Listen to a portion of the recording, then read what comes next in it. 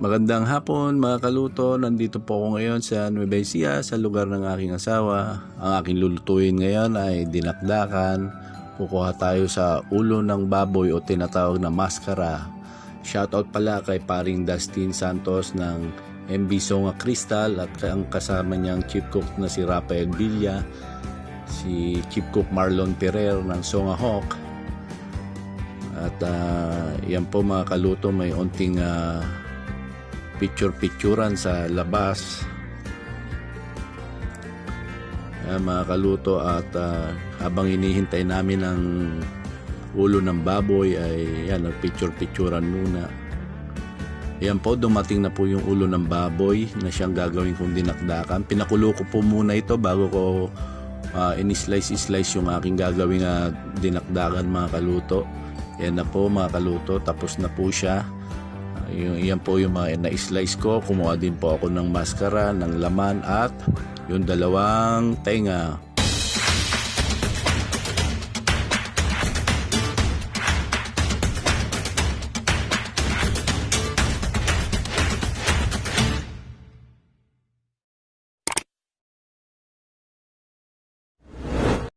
Ngayon naman po ay priprituhin na natin yung mga in-slice ko kanina. Dalawang klase po ng dinakdakan. Pwedeng ihawin yung maskara at mga tenga. Pwede rin naman pong iprito mga kaluto. Yan na po at may unti na po tayong naluto. Yan at sinunod ko na po yung dalawang tenga mga kaluto. Masarap po niyan yung crunchy mga kaluto. Kaya yung dalawang tenga mga kaluto ay linuto ko ng pirme para maging crunchy mga kaluto. Yan po siya medyo may katagalan sa pagpirprito ng dinakdakan mga kaluto. Yan po mga kaluto. Maraming salamat pala sa Del Rosario na kamag-anak ng aking asawa sa suporta ninyo. Maraming salamat. Yan na po mga kaluto at yan po mga kaluto aking nang ini-slice. Yung pag-i-slice po ng maskara at tenga ay medyo pahaba mga kaluto. Pagkatapos po nating slicein ay slicein na rin po natin mga kaluto yung mga ricado. Unang-una yung sibuyas mga kaluto. Yan po, bali 3 sibuyas lang po ang aking linagay dahil pagka sobrang dami po ng sibuyas ay pinagmumulan po niyan ng yung madaling pagpanis ng yung dinakdakan mga kaluto. Pagkatapos po ng sibuyas mga kaluto ay atin nang i-slicein din mga kaluto yung ating kalamansi. Yung kalamansi ay medyo marami na po yung aking linagay dahil medyo papanat na po. Medyo hapon na po rito sa Nueva Ecija. Wala na po tayong mabiling sariwa mga kaluto. At yan po ay hiningi ko na lamang mga kaluto. Yung kalamansi, yan naman po at ini-slice ko na rin po yung siling green. Pagkatapos po ng siling green ay yung siling pula naman.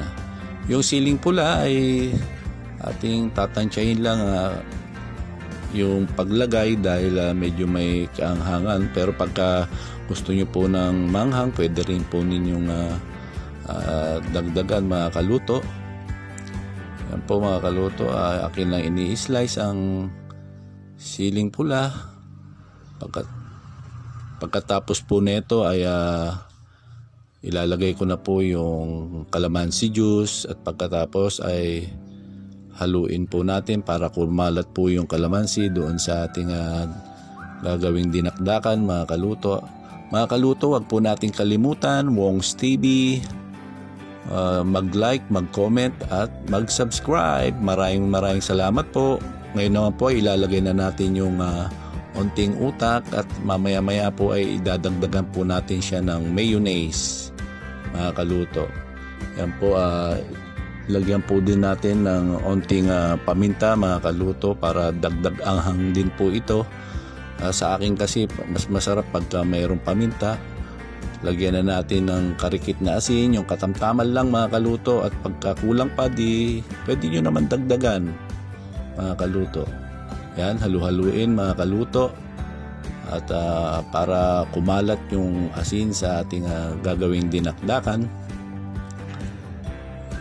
Maraming salamat din po pala kay Popoy sa kanyang suporta sa aking YouTube channel. Yan po, linagay ko na rin po yung asukal, 2 kutsara po siya. Halu-haluin lang din po natin para kumalat din po yung asukal sa ating ginagawang dinakdakan mga kaluto. Pagkatapos po nito ay ilagay na natin yung mayonnaise. Yung mayonnaise po ay isang buong 220 ml mga kaluto ang aking linagay dahil nga sa kulang po yung utak na aking ilinagay. Yan mga kaluto. Wow mga kaluto, may nalaglag pa dahil sa aking paghalo. Yan po mga kaluto, halu-haluin lang po para kumalat yung mayonnaise. Ngayon naman po ay ilalagay na natin yung sibuyas at mga sili mga kaluto. Yan po, at ating halu-haluin. Pagkatapos po nating haluin ito ay ilagay na rin po natin yung ating Knorr seasoning. Yung paglagay po ng Knorr seasoning ay ating tansyahin na lang po. Yan po, linalagay ko na po ang Knorr seasoning, at pagkatapos po nito ay halu-haluin lang din po natin. Ito po yung Wong's TV version na dinakdakan mga kaluto. Yan po mga kaluto, halu-haluin lang para kumalat po yung seasoning, yung Knorr seasoning. Yan po, tapos na po, mangantayo.